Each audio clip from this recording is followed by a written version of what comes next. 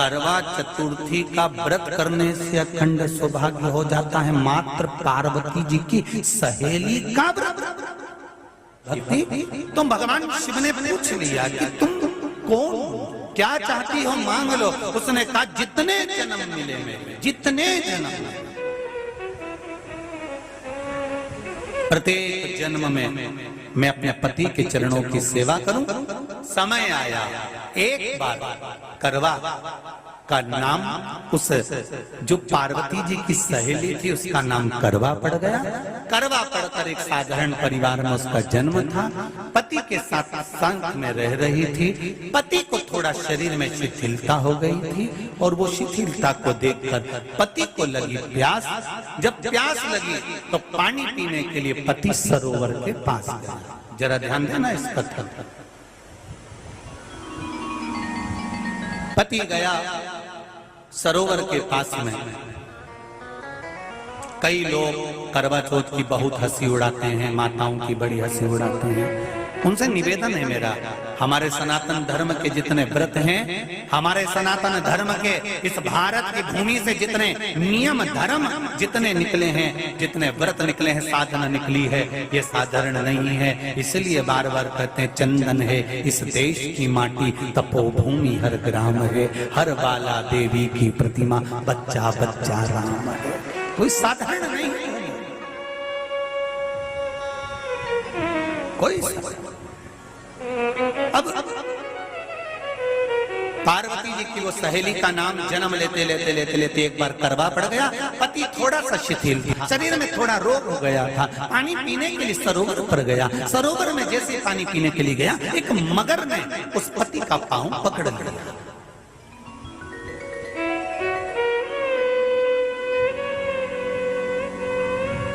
बहुत ध्यान दीजिए,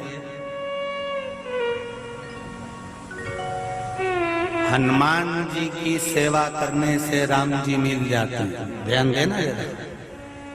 करवा पार्वती जी की सखी थी, जन्म लिया मृत्यु लोक में, नाम करवा पड़ गया। करवा चतुर्थी का व्रत करने से अखंड सौभाग्य हो जाता है। मात्र पार्वती जी की सहेली का व्रत। विचार करिए कितना कितना भाव। ये सेवा का प्रमाण है। भारत की भूमि पर जितने राम के मंदिर नहीं, उससे 1000 गुना ज्यादा हनुमान जी के मंदिर हैं। किसी ने पूछा हनुमान जी के मंदिर इतने क्यों हैं, तो कहा गया राम जी की सेवा हनुमान जी ने इतनी करी कि भारत की भूमि पर सेवा पूजा गई। इसलिए हनुमान के मंदिर ढेर बने हुए ढेर। हमारे यहाँ सेवा पूजा की। करवा गई, करवा ने देखा कि मेरे पति का पांव मगर ने पकड़ रखा है, और करवा शिव की उपासक थी। करवा शंकर की उपासक, और शंकर भगवान से ज्यादा करवा माता पार्वती जी की उपासक थी, क्योंकि पार्वती जी की सहेली थी।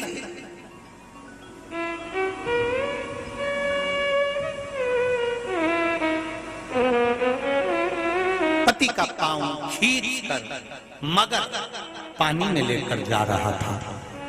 करवा आराधना में लगी हुई थी।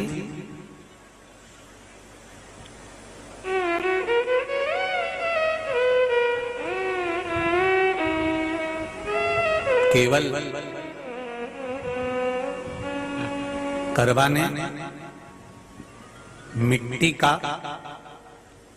एक गोल भाग ही बनाया था, जिस पे पार्वती जी का जो नीचे का पीठी का होती है उस पे शिवलिंग रखा था। केवल नीचे का भाग का निर्माण ही करा था, और करवा के कानों में शब्द पड़ गया।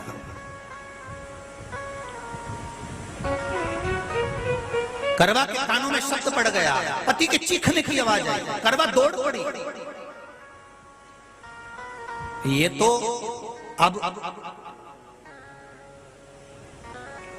कैलेंडर में छपा हुआ करवा चौथ का फोटो आने लगा, नहीं तो पहले नियम था दीवार पर बनाई जाती थी और वहां पूजन करी जाती थी।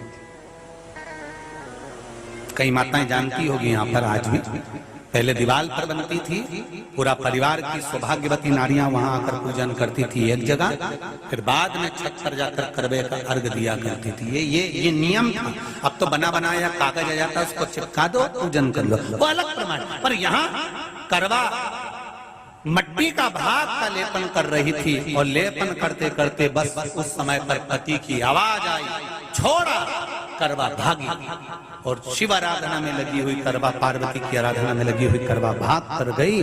पति को देखा तो मगर खींच कर ले जा रहा था। करवा ने अपना चीर फाड़ा, फाड़ कर मगर की पूंछ को पकड़ कर खींचा।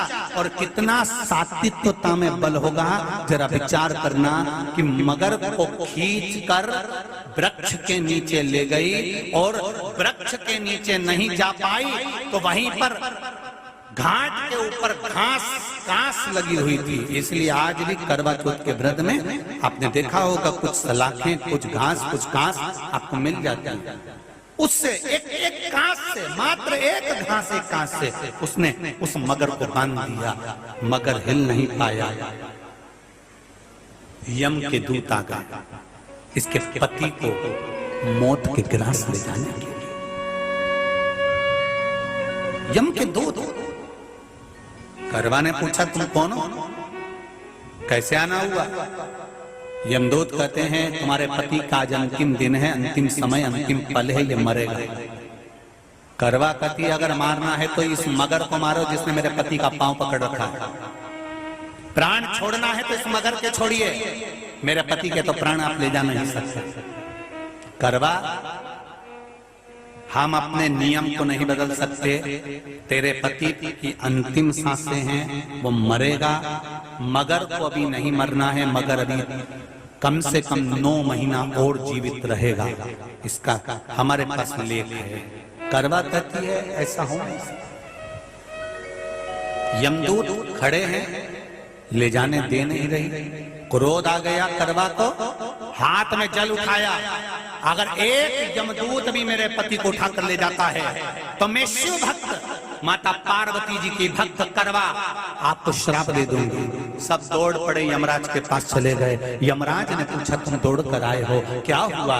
यमराज पूछते हैं, दूत कहते हैं, वो करवा अपने पति को नहीं लाने दे रही। यमराज वहां कर खड़ा हो जाता है। करवा को समझाया, करवा तेरे पति के प्राण जा चुके हैं, तेरा पति अब मरने वाला है, अंतिम क्षण इसको ले जाने दे, इसका आखिरी दिन है, मगर को ले जा पर मेरे पति को नहीं। मान नहीं पाया। यमराज जब क्रोध पर अड़ गया तब करवा को क्रोध आया, और क्रोध में आकर जल लेकर करवा ने श्राप देना चाहा यमराज को। यमराज चरणों में पड़ गया, रेन दे करवा, मैं तुझे वर देता हूँ, आज चतुर्थी का दिन है, तेरे पति को मैं जीवन दान देता हूँ। आज के दिन जो तेरे नाम से व्रत धारण करेगा उसका खंड सौभाग्य स्वयं यमराज करेगा। स्वयं ये वो करवा चौथ का व्रत है। दुनिया के लोग भले हमारे सनातन धर्म पर उंगली उठाएं, दुनिया के लोग भले हंसें कि बताओ करवा चौथ का व्रत होता है, पति की पूजन करते हैं, कोई कुछ बोलता है, कोई कुछ बोलता है, पर सनातन धर्म की ये पहल, हमारे सनातन धर्म का ये आनंद सुख देने वाला।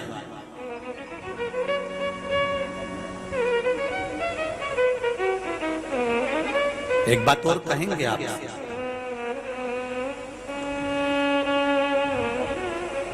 ये भारत की भूमि, ये मेरे हिंदुस्तान की भूमि सभ्यता और संस्कृति की देने वाली है। ये सिखाती है विदेशों को भी कि नारी को किस तरह से रहना चाहिए और उसका जीवन कैसा जीना चाहिए। ये दिखाती है कि एक नारी अपने पति को भी यम की कैद से छुड़ा कर ला सकती है।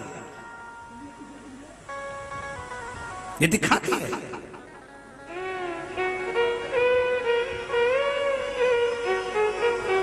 करवा का पति जो मगर ने पांव पकड़ रखा था, प्राण छूट रहे थे, वो करवा का पति जीवित रह गया। जीवित दौड़ कर गई, मट्टी का पात्र रखा था, मट्टी के पात्र में जल भर कर लाई अपने पति को, क्योंकि पानी पीने के लिए ही गया था, जल पीने के लिए गया था।